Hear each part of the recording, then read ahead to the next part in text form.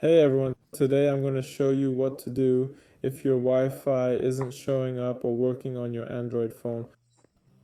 Alright, let's go to settings and first check two things. One, airplane mode. Wi-Fi often won't work because of this. Second, try turning off power saving, and third, just restart your phone. Here's the reboot button, after which check to see if Wi-Fi is available. Next, check if you have a mobile hotspot on. You can do this in the settings.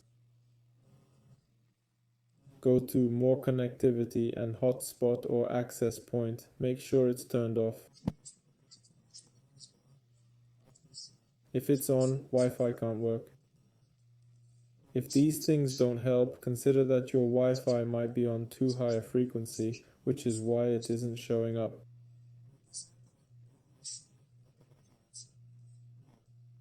If this doesn't help, the next step is to reset the phone. You can usually reset the phone settings, not the entire device. To do this, go to more connectivity. Scroll down here. Here you'll find Reset Wi-Fi Mobile Network and Bluetooth. Tap it and reset the Wi-Fi settings.